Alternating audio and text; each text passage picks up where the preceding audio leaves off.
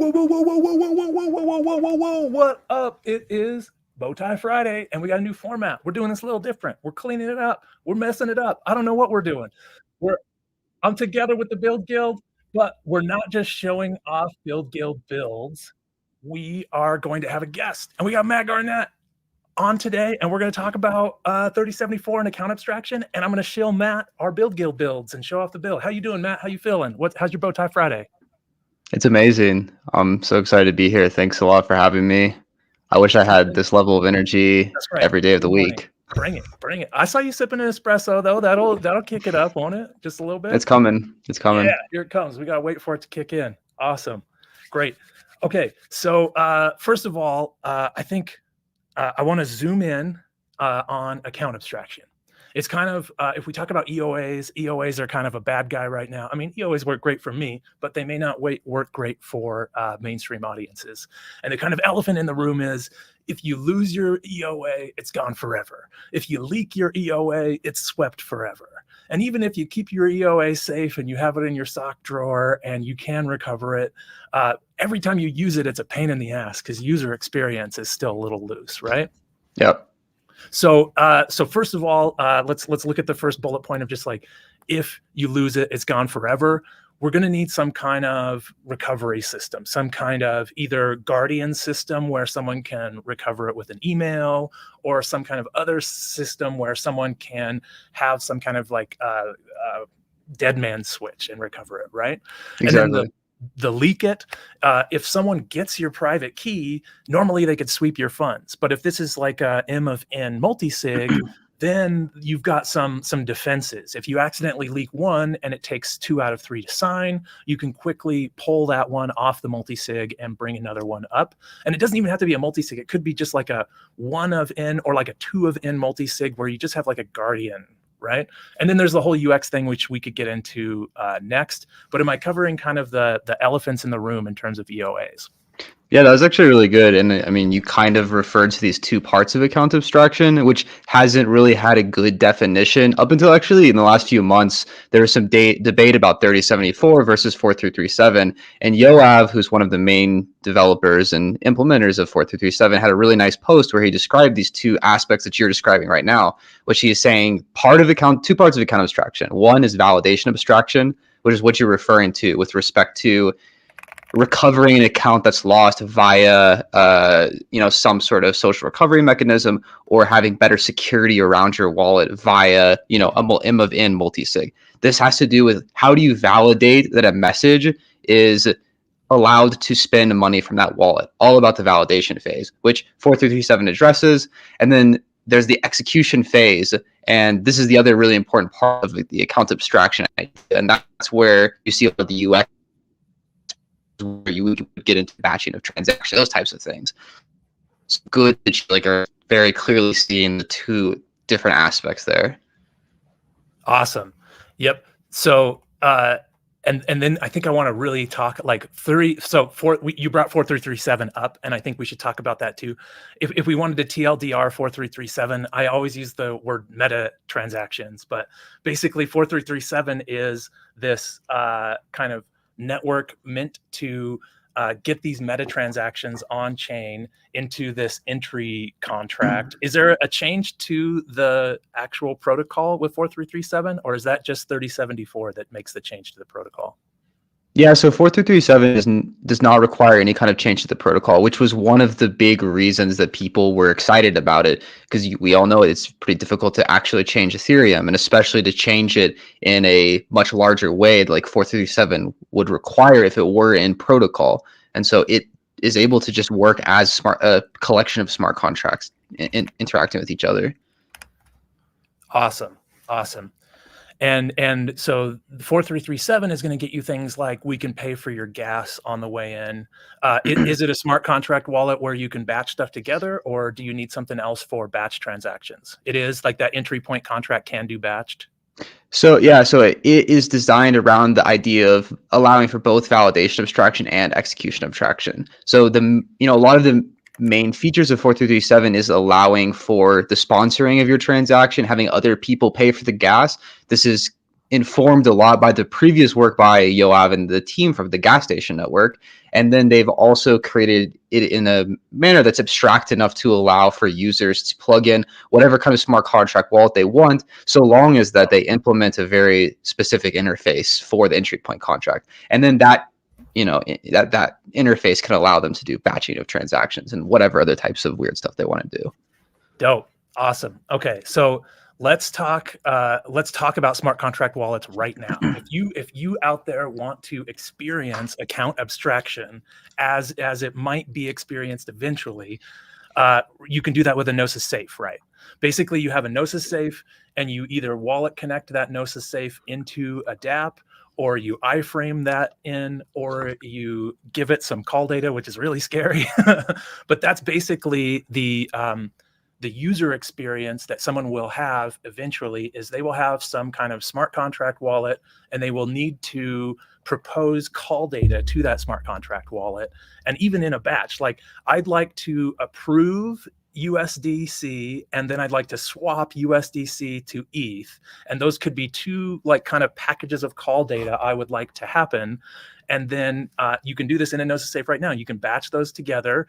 I don't know if you can batch the approve and the send. Like it would come down to whether or not the dApp lets you set that kind of stuff up. Yeah. But eventually let's pretend like you could do that. But right now you could use a Gnosis safe. You can have that Gnosis safe go make transactions. And this is going to be like the start of what AA is going to look like. Is that right? Yeah, no, it's 100%. And I mean, this is kind of one of the funny things about account abstraction is that the way that people describe it, we've had account abstraction for quite a while via the Gnosis safe. I think Gnosis safe like really started going in like 2017, 2018. And so since then, you've had a lot of these benefits that people are still talking about today as like, this is what account abstraction gives us. And that's maybe like where it's like useful to mention like one thing that 4337 is doing that we haven't been able to do yet. And that's like creating a censorship resistant way of getting your operations on chain. In the past, if you had a Gnosis safe and Gnosis decided, I don't want to let this person interact with my Gnosis servers anymore, whether it's like a legal reason or because they're just, censoring a specific person or a group of people, they have that ability because the operations were sort of going through the Gnosis servers. And 4337 creates a very good framework for safely allowing people to just submit their operations to a transaction pool, an operation pool, and then anybody can pick them up and bundle them into blocks. So that's like another part of account abstraction. There's all these like different pieces. It's hard to like conceptualize every aspect of it, but an important thing in the decentralized space is having censorship resistance. Hell yeah.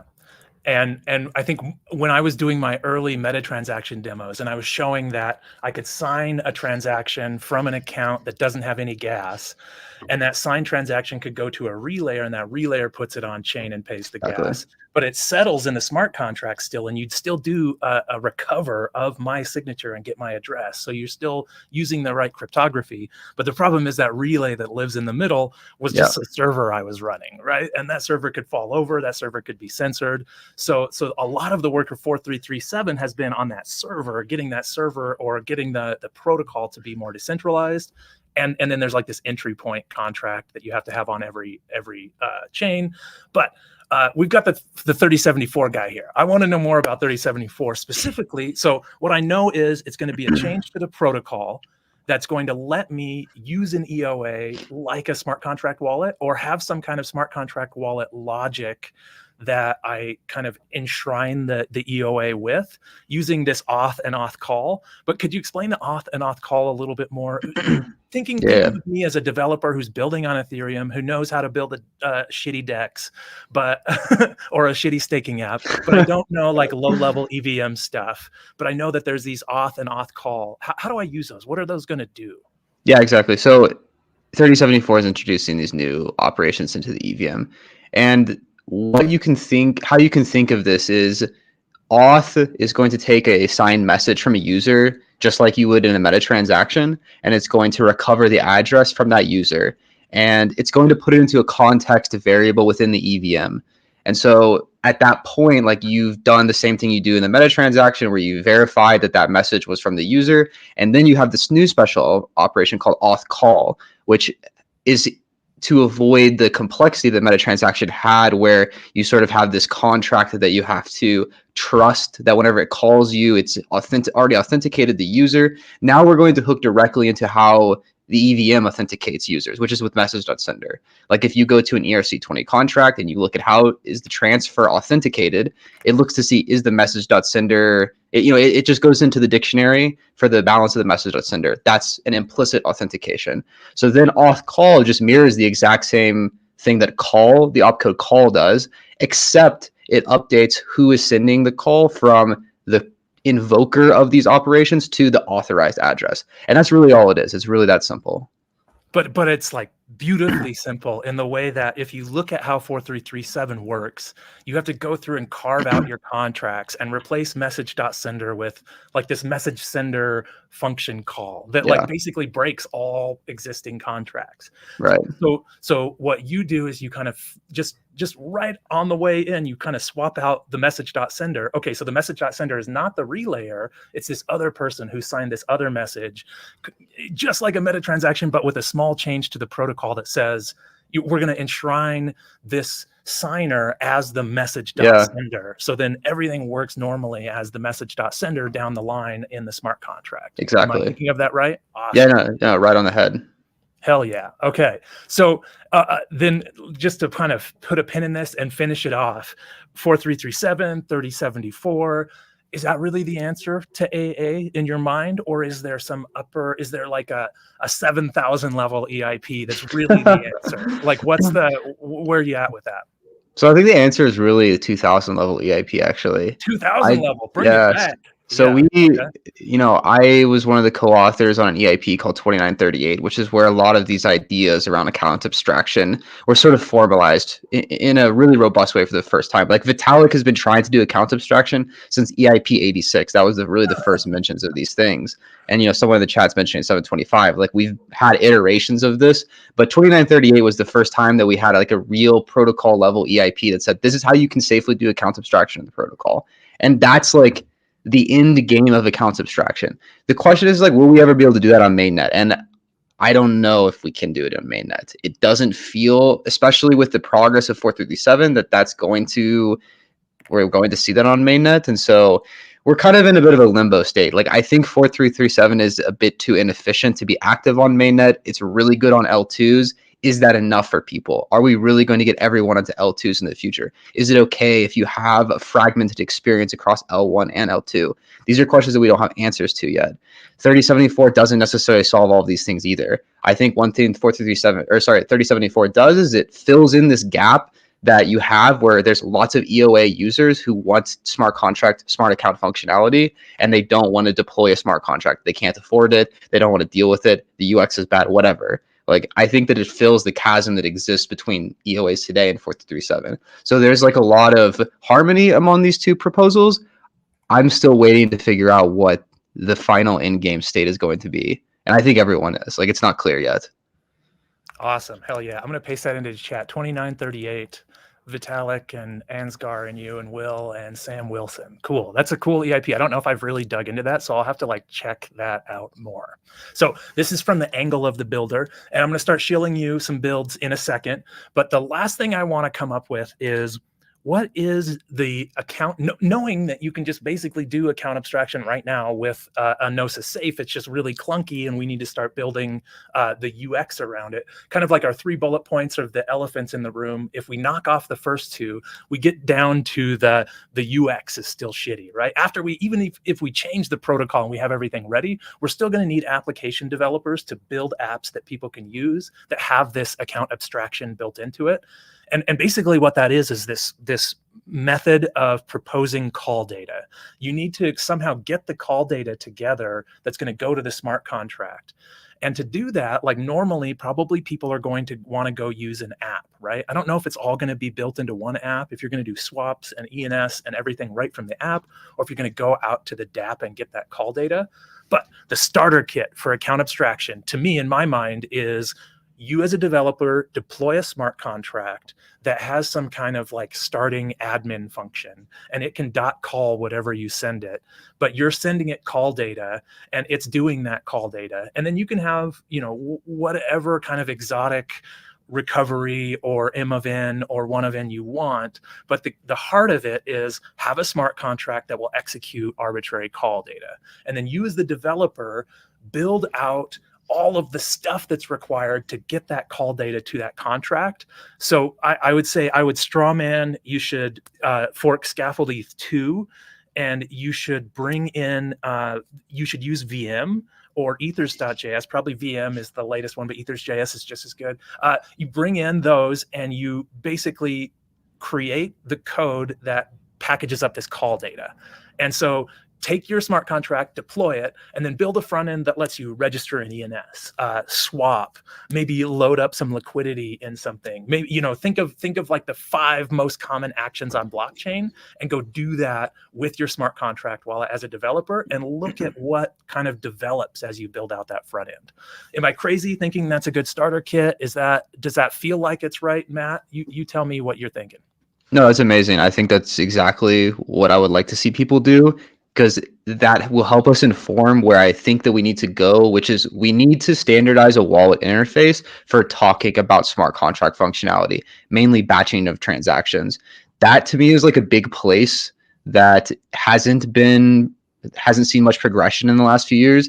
It's a big reason why UX still sucks across like many different dApps, because they just don't have the language to describe what they want to do. And so I'm imagining you could have send batch transactions. The dApp is really the king. The dApp knows what types of actions it needs to be done with the wallets. And so it knows I'm going to ask them to approve this token, and then I'm going to ask them to trade the token. So it should say up front to the wallet, hey, I'm going to do these 2 operations. They're sequential. One depends on the previous. If you are an EOA, send them individually. If you are a smart contract wallet, send them together. And I think like we just need to start experimenting with what that is like from a developer aspect, because I don't know, like that to me is like where we need to be moving. But as a person who's not building dApps, like I don't really know all of the little interactions that are going to like fall out of this situation. And if people just start building stuff and doing things related to that, I think it's going to become a lot more clear what should the interaction be between the dApp and the wallet here. Exactly. I think it'll shake loose as you start to build it. Yep.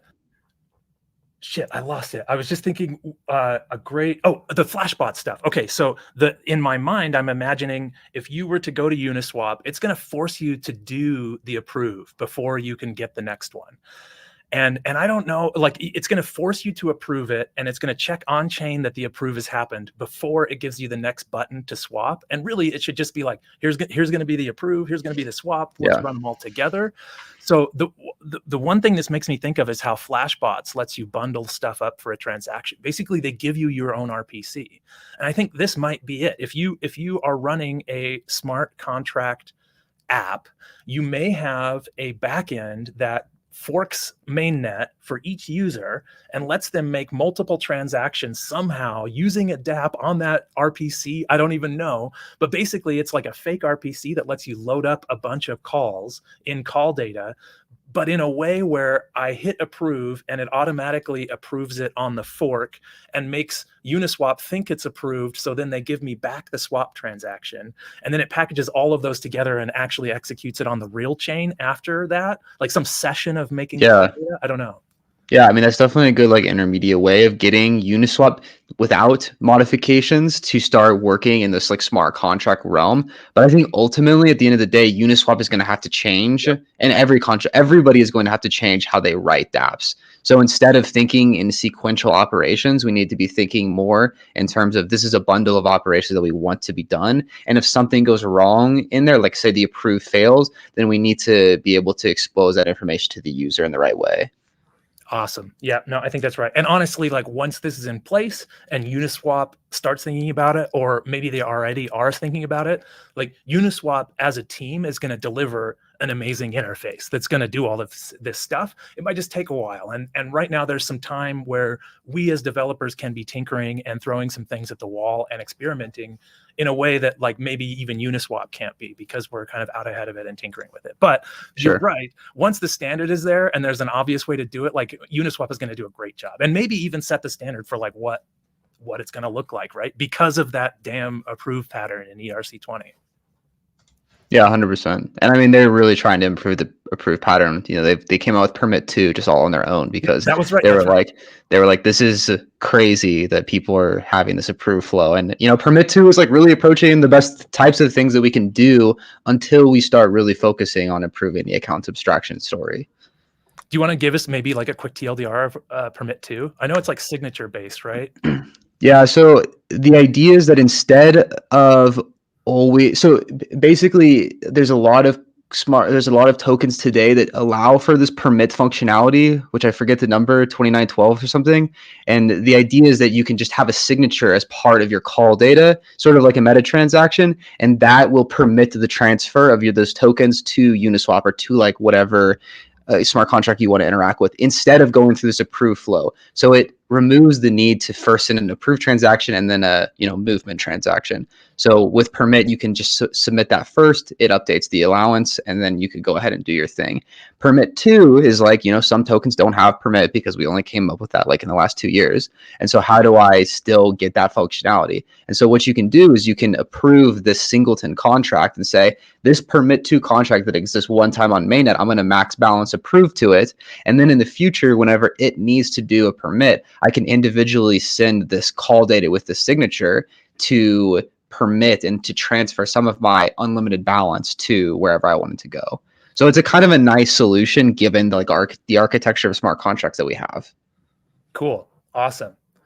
And you end up just approving that contract with everything, which like you could sort of do on dexes, but that's scary. Like once you're doing these max approves, it's a little bit you're worrisome that like the whole contract could rug in a way. Yeah, and permit 2 is just a much simpler state transition. Like I would be curious, I don't know if they have this, but it would be something that's much more reasonable to do a static analysis of and have a formal proof that this is safe to max balance approve. Whereas you wouldn't be able to probably do that with Uniswap because it's much more It's a complicated. little scarier, right? Yeah. You're max balance approving like the router or something, and that's like, oh, Yeah, exactly.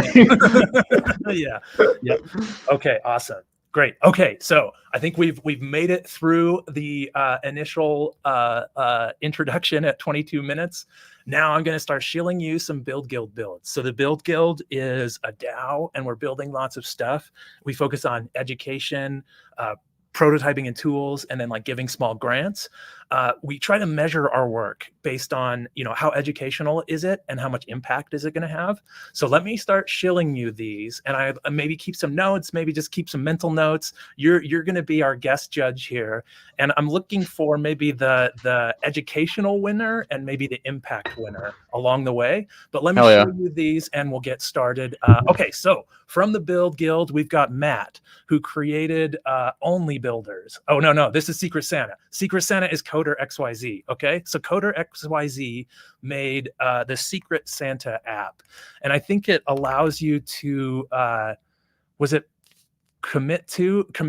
I can't remember. It's a commit reveal. I can't remember exactly how the details of the app worked, but he created a Secret Santa on Aave that I think lets you like stake in, and then let's see, yeah, you join the game and then you play, and if you win everybody's, I think it's something. Oh, the rules are right there. Yeah.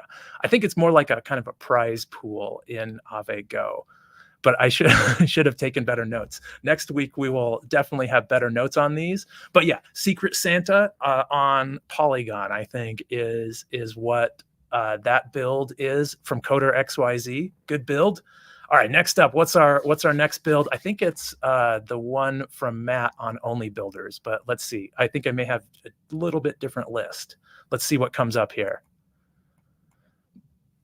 Ooh, maybe not. One thing I think is that the one that I think we might have missed that one. Okay, I can just talk through that one. Yeah. So the link is right here. Matt made this Only Builders, which is kind of like OnlyFans, I think, but it's an SVG NFT, so it's an on-chain NFT, and it uses Chainlink's Oracle system to actually query the BuidlGuidl's database and find out how many builds a person has, and then it puts that on chain. So it's just like a little like baseball card for each of the BuidlGuidl builders, listing out on chain how many builds they have, and it's like an SVG NFT.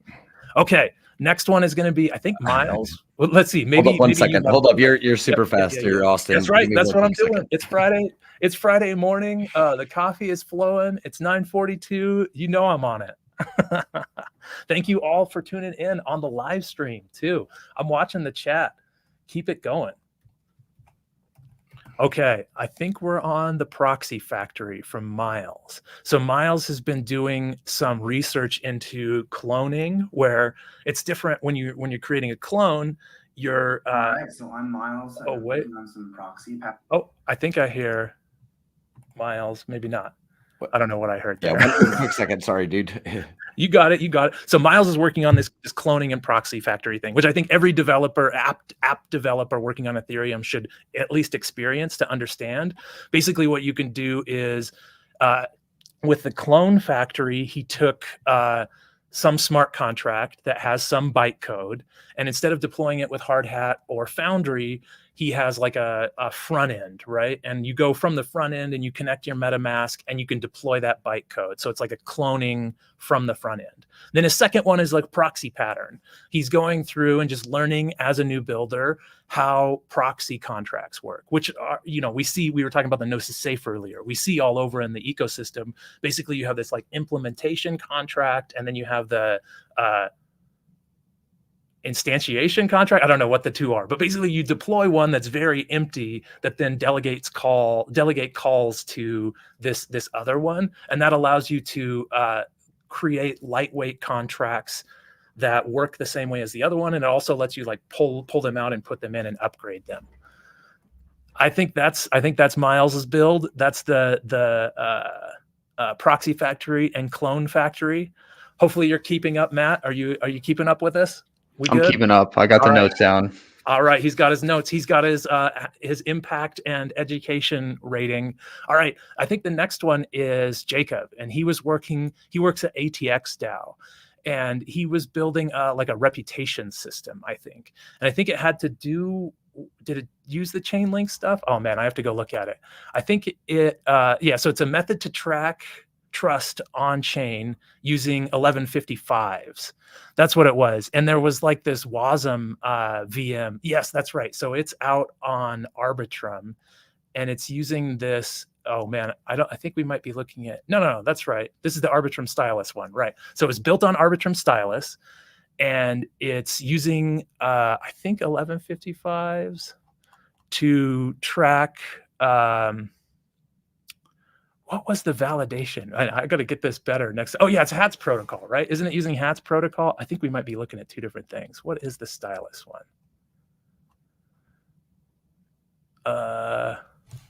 Apologize if I pulled up the wrong one. Let me just. I think maybe. Yes, I think I think it's reputations and roles. Yeah, I think we've got. Here we go. You're looking for ATX, right? Yes. My bad. Here we go. Sorry about that. Sorry. This is the first time? First Friday? What do we got? So I think he works for ATX DAO, and he's built these, it's that one right there. Whoops. He built these components that, there we go, that represent on-chain activity from people within the DAO, I think. And he's using it to create, I think it was HATS, right? It was roles. So he's using HATS protocol, which allows you to do like role-based stuff on smart contracts. And he's building it for ATX DAO. And I think there's some kind of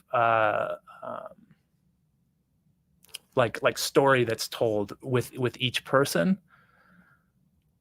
A method to track trust on chain using 1155s with decentralized distribution and management. So I think that's the rundown on this one. I'll get better at explaining these too. I can see I need a better TLDR. Okay, next one is Scobrew, who built BalUni. Now this one's really interesting. This is like a DeFi thing. I think it's a command line utility that knows about liquidity in Uniswap v2 and Uniswap v3, maybe even some more liquidity pools, but it knows about liquidity and it will rebalance. So you set up a config file that says, here's all the tokens I want, here's my percentage or my weights in and weights out. And then I can just like adjust that config file and run this thing. And it's going to keep my portfolio balanced across these tokens. And then he added, I remember there was like this really weird thing where there's time that you have profits locked up where you're waiting for the thing to rebalance. And so while it's holding those profits, it actually like stakes them into Yearn temporarily. So it's like this really like efficient way for him to have a portfolio, have it balanced, but also when there's some extra money laying around, he can throw that into Yearn and earn some extra scratch on the side. I think that's Scobrew. Great build though. These BuidlGuidl builders are really getting deep into builds now and really creating some cool stuff. That ASCII art is fire too. You got to have ASCII art, right? You got to have ASCII art. Yeah, hell yeah. Like when I go to read a smart contract on Etherscan, if the first page isn't some dumbass ASCII, I know it's trash. All right. Next up is Danny, I think, right? Did Danny do the diamond standard? Oh, I don't know what I'm seeing here. I think Danny did yep, it is Danny.mp4. He just showed off the diamond standard, which I think we've been talking about upgradable contracts. We've been talking about an AA starter kit. A lot of people are afraid of the diamond pattern because of its complexity. The fact that you can deploy a contract to an address and it's going to stay at that address forever, but you can pull out chunks of solidity that you want to run, almost like in a modular way. You can have, a account recovery module, right? And you could plug that module in and it'll run. But if you want to upgrade it, you can pull that module out, put another one in. And Danny shows off the diamond standard and makes a nice little forkable example of how you can control your diamond from scaffold ETH. And I think this is like, we were talking about an AA starter kit. This is maybe an interesting way to do your AA starter kit, where you could just have that contract and you can upgrade it and you can use the diamond standard. But some folks might be a little scared of the diamond standard. Where are you at on diamond, Matt? I think that the diamond specific terminology in the standard is hilarious, but also kind of confusing. I think it's useful for smart contract developers. Like, given the size of contract restriction, then people pretty much have to be breaking their contracts apart. I think if I were to rewrite it, I would probably not put the diamond terminology and read like the facet storage. Yeah. Yes. Yep. So what is your account? What is your like? How would you just modules? Like how would you, if you were redeploying the diamond standard, how would you name it, or what is a better mental model for it? I don't know. Honestly, I don't know enough about all of the different aspects of the diamond standard, but like generally I would try and use standard naming conventions for things. So if you're, if you have like an overall storage layout across multiple diamonds or across multiple contracts, I might try to come up with like a term that sort of refers to like a storage overlay, and just have a way of describing the things in more of like a relational standpoint. Like, this is the leader contract or something like that, or this is the key contract. And just use, stuff that if you think about what could that mean, it makes a little bit more sense. I'm not a diamond expert, so whenever you have these like specific diamond things, actually I looked into it one time and I was like, shit, this is actually really accurate if you know what all these things about diamonds are. Yeah. The fracturing of the diamond and all this stuff, it's really very perfect. But as a non-diamond expert, it's less clear to me. I remember Joe DeLong having a tweet about I think it was ADHD. The problem with ADHD is you find an elegant solution before you correctly give the problem. And I think maybe Nick Mudge, who made the diamond standard, really like early fell in love with the idea of the diamond. Right. And it does make sense if you get into it deeply. And he also like did the classic, when you get into Web3, especially in 2018, it's super hard to get people to start using your thing. So you have to like constantly shill your thing. And then you kind of become known for being the guy who's constantly shilling that thing. And so it's so hard to get into the space and to put out a standard that people could actually use and shill it yourself, but also still be like a highly technical person that's able to build these things. And that's kind of what the personality takes to really have impact on the space. What do you think about that? I mean, nobody out there is unaware of the diamond standard, I would He say. shilled it hard. That's People, right. yeah, when you say diamond standard, it evokes something. Yeah. Yep. Usually good. Sometimes it evokes a different feeling for Yeah. people, but When I talk to Yeah. Georgios, he shudders in fear. He hates it, or shudders in anger. Awesome. yeah. Okay. But no, I think you're right. It takes a specific personality, and I think the Nick did a great job creating the standard, creating something that's memeable, and then pitching it to people. So But good. what he Kudos needed to him. was he needed to have something that kind of took off on its own a little bit, and not there's something about when Carlos talks us about a lot about this, but when you're the shop owner and you're standing out front of the shop being like, come on in, I have great food. That's immediately a turnoff to a lot of people. They would rather have hear other people talk about the good food. Yeah. Having the person out front of the restaurant saying good food is inside is usually a turnoff to most people. And I think that's kind of what you have to self-shill for a long time, and it kind of becomes just a turnoff to a group of people. And that's hard to deal with. I think I did that with 3074, unfortunately. Did yeah. you killed I was outside the shop every day. Yeah. Come on, guy. Everybody come on in. Look at how great account abstraction is with 3074. And we're coming back around though. Everyone was like, fuck, Matt was cooking some delicious shit here. Why aren't we eating this? I've got a lot more chefs in the kitchen these days. Yes. Yep. Okay, so let's continue on our build shill. I think that the passkey demo was one of my favorites. Let's see if we can get. Oh no. Let's go reputation and roll. Okay, so I did this wrong. Jacob's first build was an ATX rep build. So he was doing reputation for ATX DAO, and then he did a second build, which is the hats demo. And in this hats demo, he shows off how you can use hats protocol to assign roles. And in this one, he has like this modified 1155 that he created. Sorry, Jacob, for saying that wrong both times. Hopefully that covers it. But let's go to the name passkey build next. So Name has been working on passkeys. Passkeys are this really neat thing. Are you how aware are you on passkeys? Are you bullish, bearish, unaware? Where are you at? I'm pretty bullish passkeys. I won't say that I'm super familiar with how people are thinking about and using all of them, but I am trying to make the R1 curve happen on mainnet, and I am seeing a lot of use of it on L2. So I am like very supportive of it in that sense.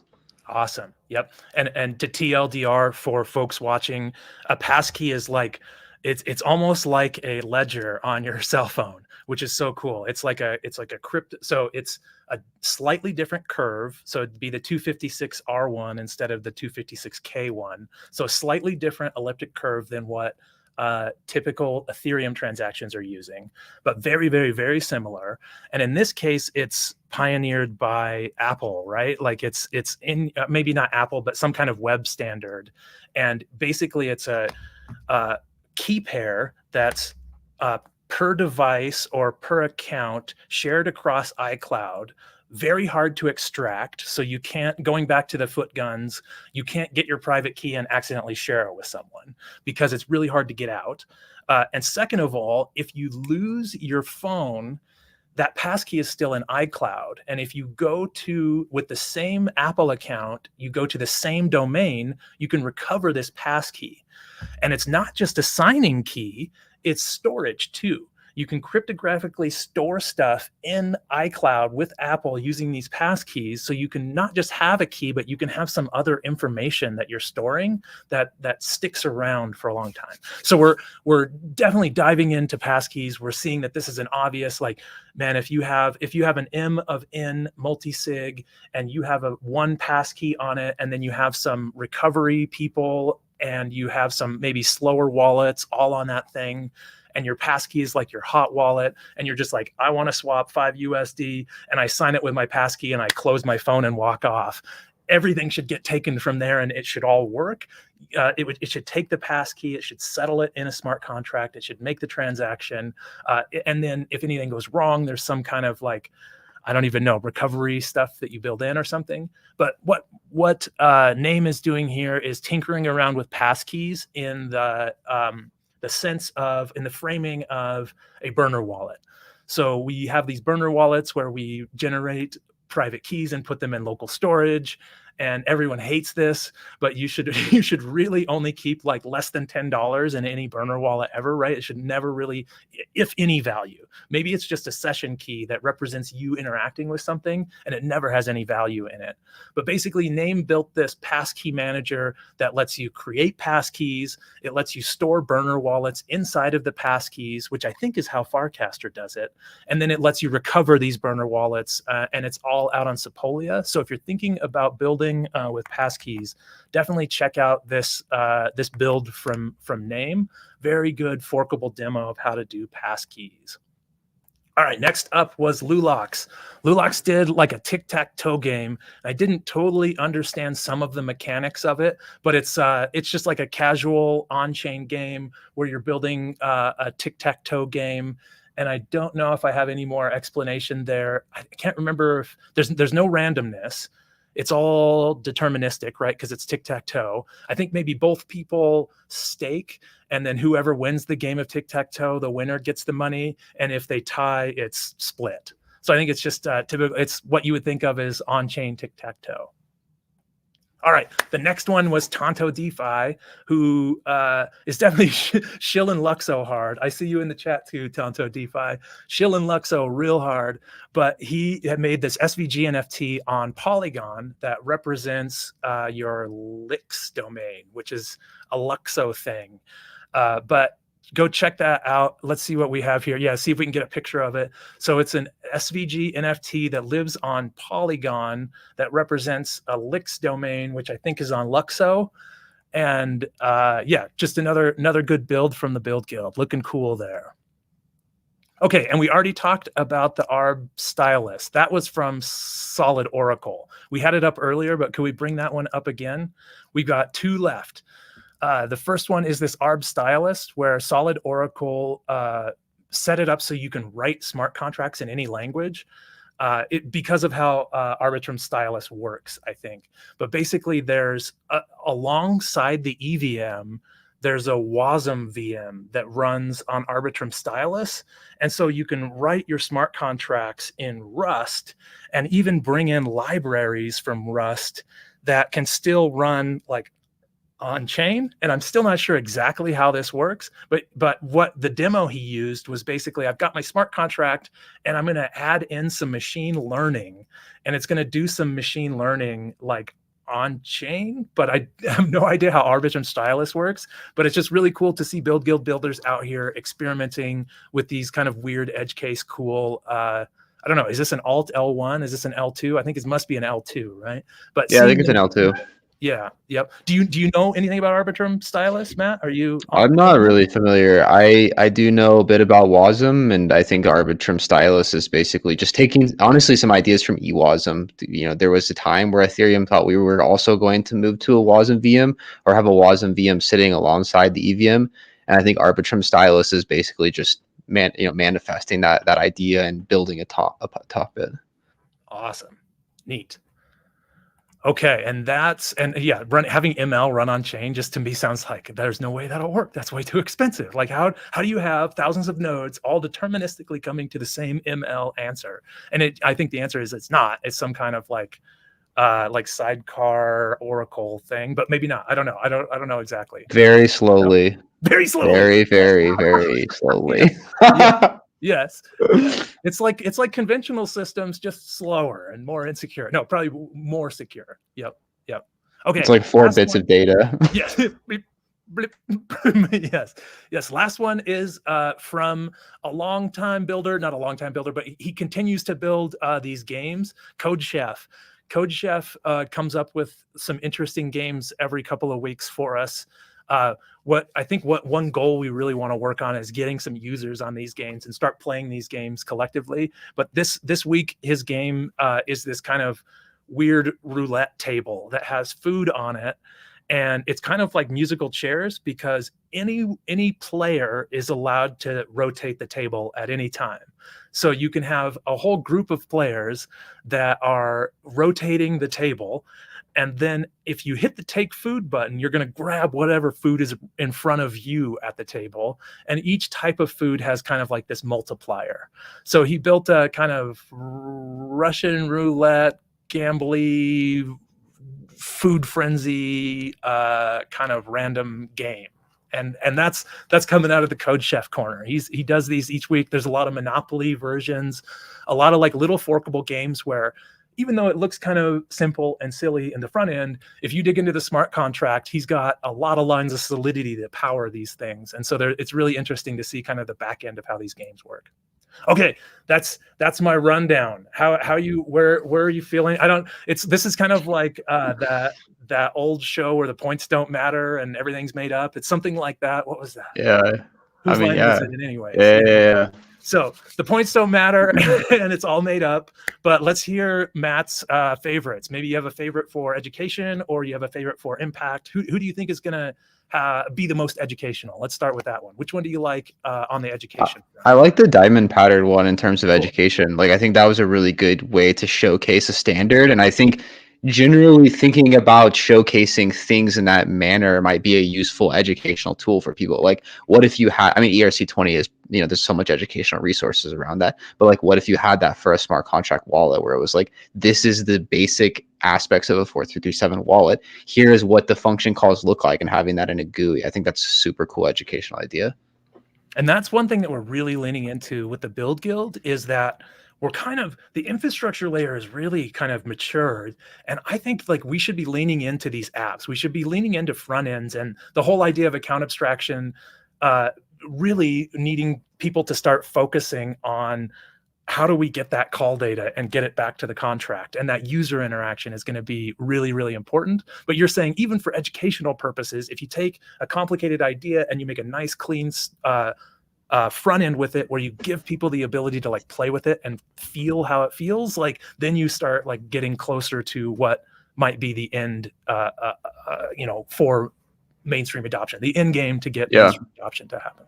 And it's not necessarily just educational for others. It's a lot of times educational for you. Like, I think that was a big unlock for me, is learning that I don't have to be the expert to write the thing. It's actually super useful for me to try and create a summary of what exists. Like, you don't have to create something new. You can create a summary, or you can create a demo that expresses an idea or the problem that already exists. And then you unlock a lot of new information about that topic for yourself. And that's, if that's the only thing that comes out of it and nobody is educated by your thing, then you've moved forward in the world. I totally agree with this. And I say this so often to Build Guild builders.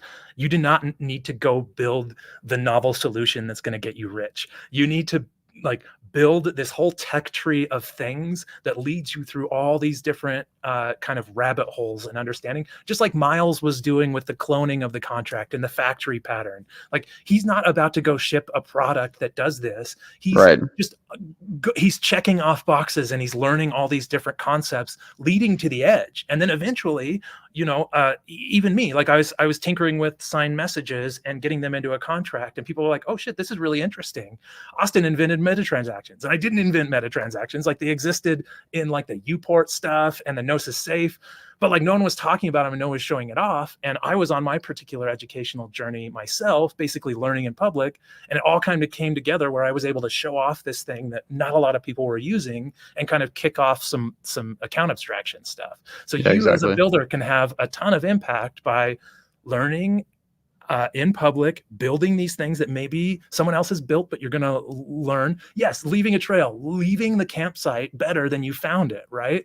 Finding these things and teaching them, finding out where it's complicated and making it easier. And then as you keep doing that, you're going to get out to the end of the tech tree, and pretty soon no one will have done the next thing. And you can do that one next thing. But to get to that step, you kind of have to go through this tech tree, I think. Agree 100%.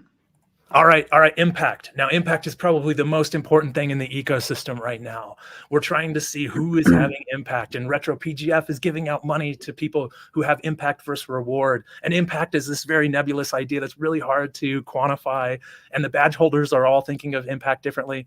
But let's hear from Matt. Who's your biggest impact out of these builds? Hard to say a single one. Cool. A couple ones that I thought were pretty interesting and impactful. I think the reputation system project is, had to read more about it to understand exactly what it's doing. But I think generally trying to think more about reputation systems, this is a key thing that blockchains are going to expose to the world. And so we need more experiments to build on top of that. And so trying to use FTs and systems around DAOs to create the systems, that's a big thing to me.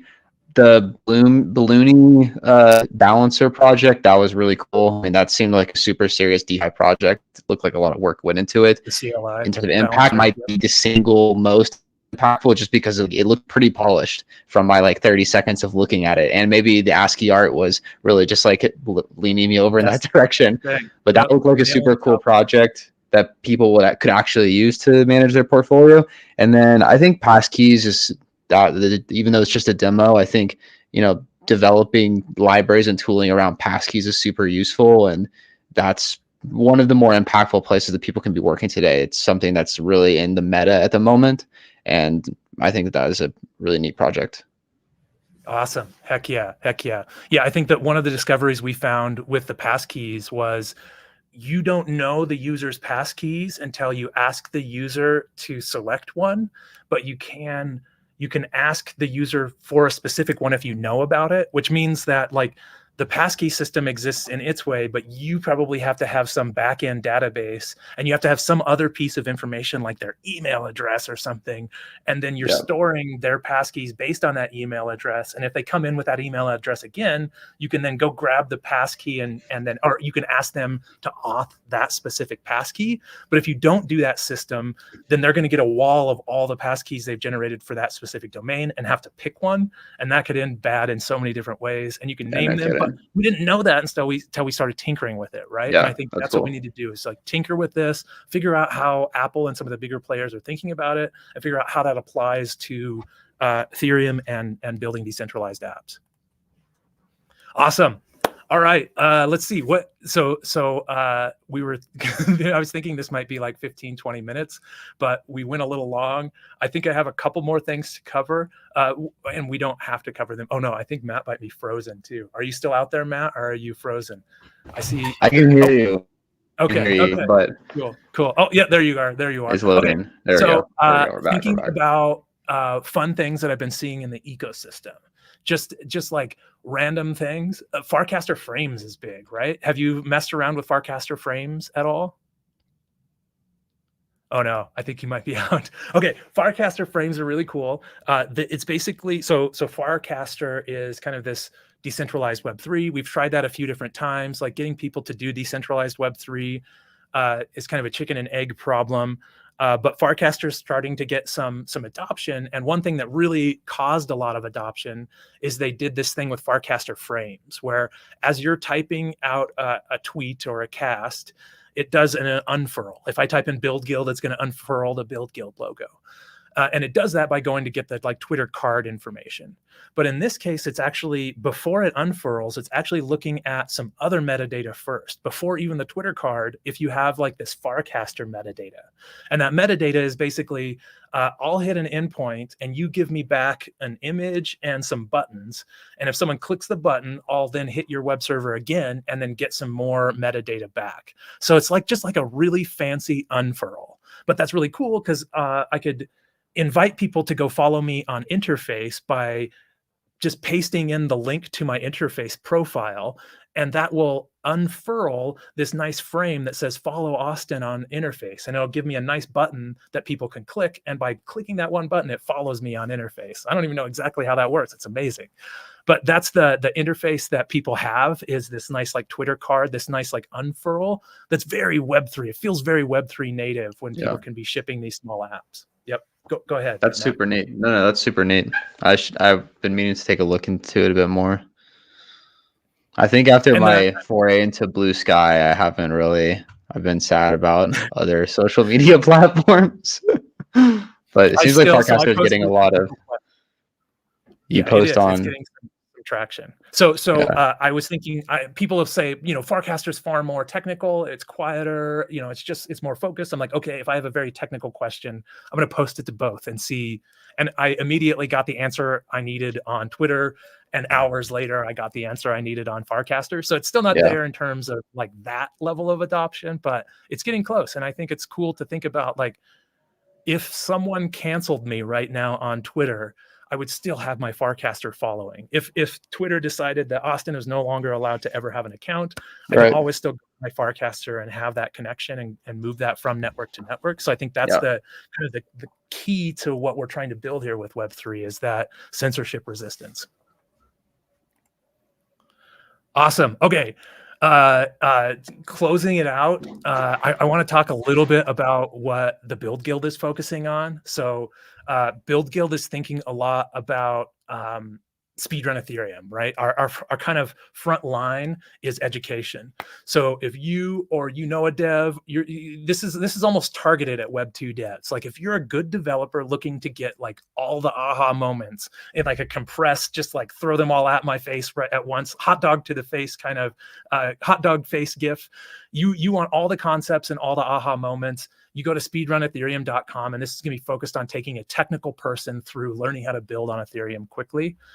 Build Guild V3, it's almost V4, but the Build Guild is its own app right now. You can go to buildguild.com and learn more about us. And one of our main focuses right now is batches. We're doing this onboarding. As you get through the speed run, we bring you into a batch that's like a smaller, like 20 people room. And we help you finish that speed run, but we also help you kind of coordinate around a repo. We're finding like to help people get started in open source, we almost have to give them a little practice and be like, here's a bunch of issues, who wants to PR, who wants to, evaluate this PR and decide if it's worth merging. And so we're really pushing folks to kind of get through the get over the GitHub PR hump as they go. And then finally, we're moving to cohorts, and you can find all the cool cohorts that Build Guild is funding, but we're funding a bunch of cohorts of folks.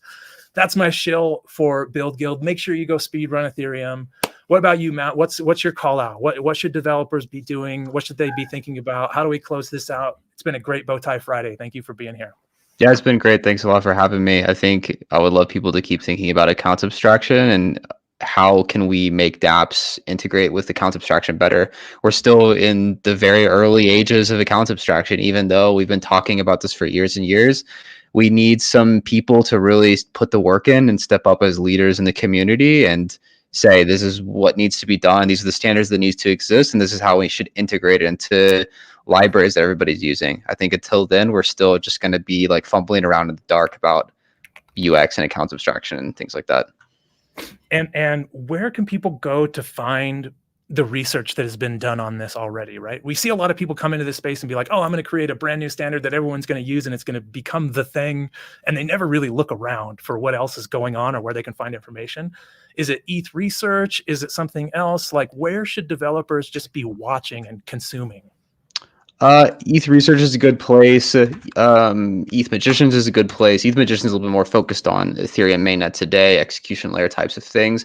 I sent you a message that has a HackMD with what I call the account abstraction link tree.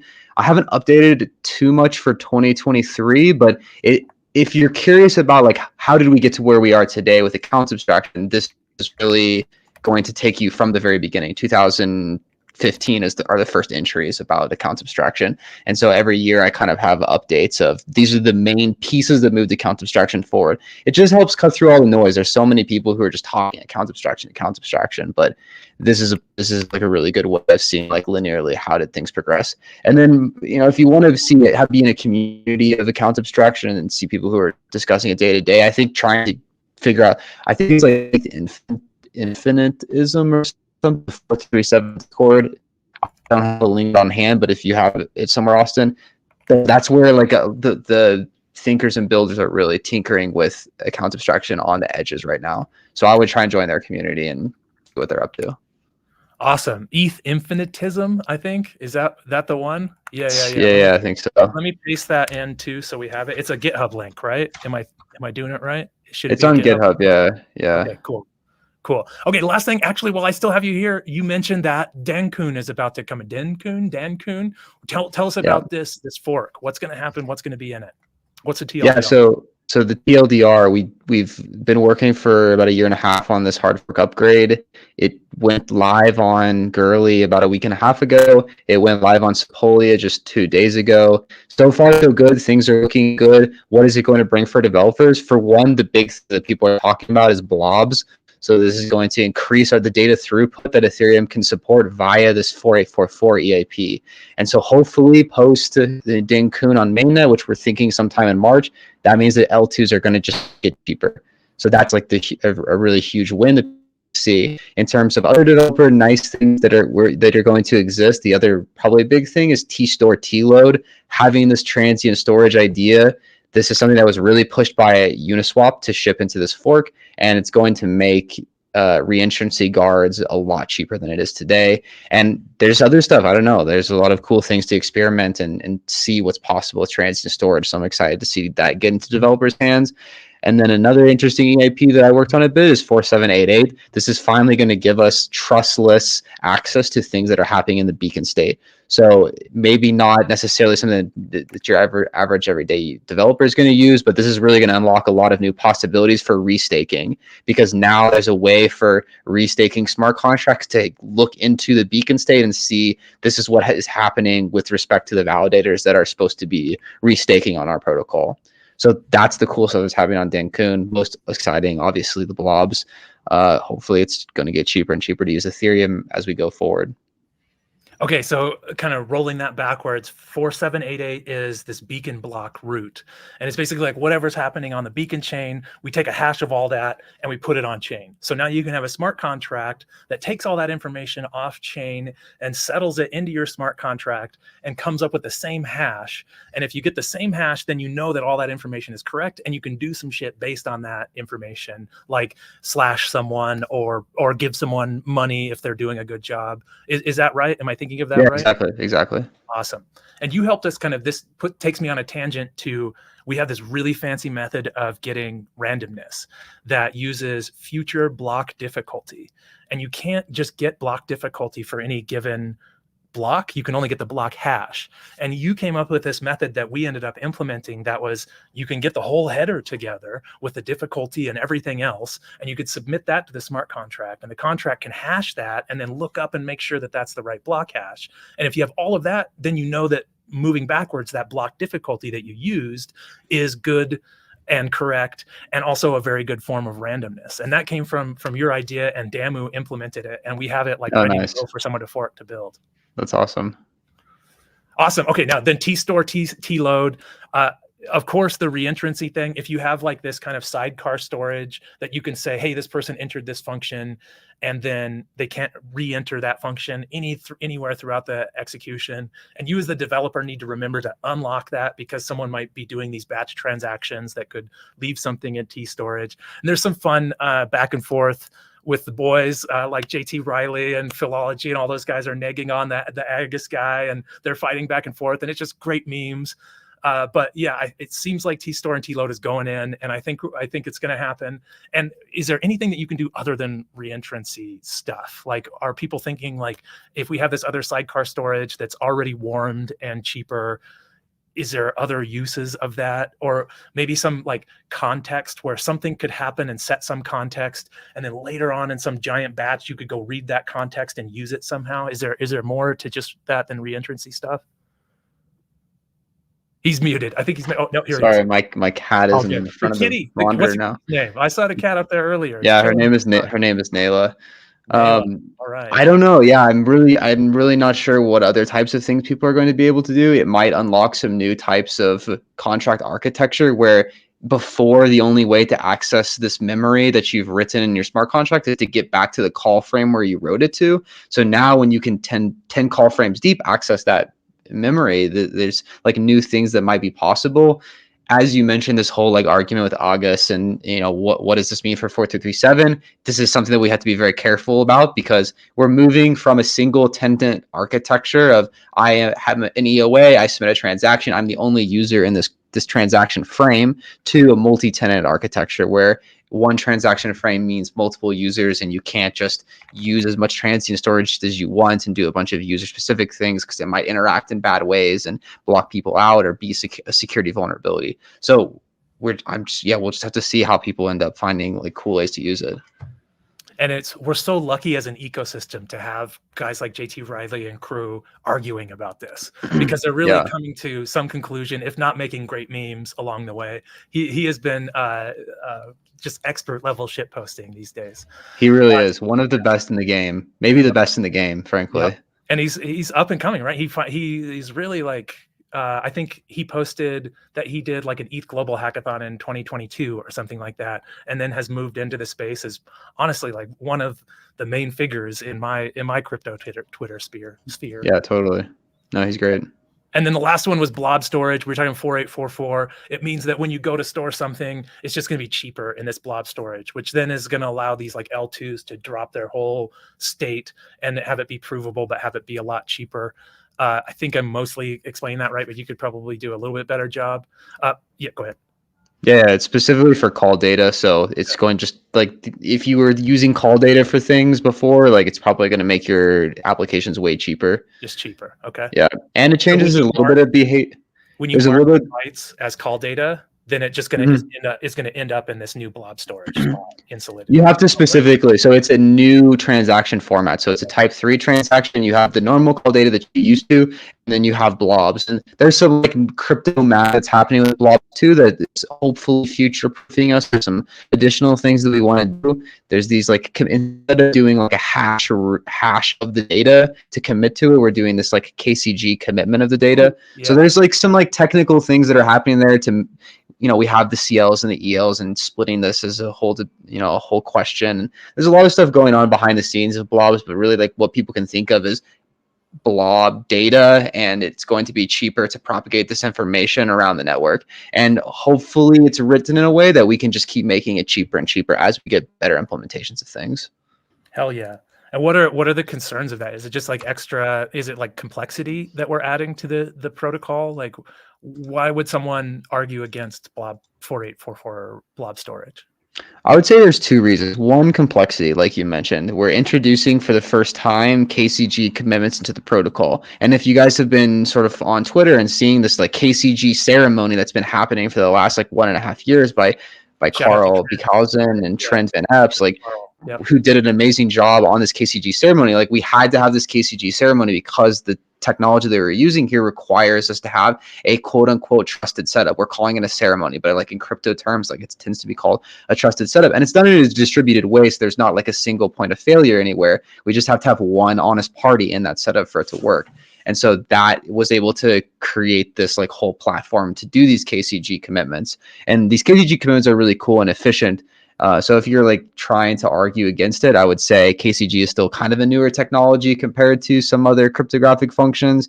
Having a trusted setup in a decentralized protocol like Zcash does it, but we're going to be the biggest blockchain and have the biggest trusted setup by 2 orders of magnitude or something.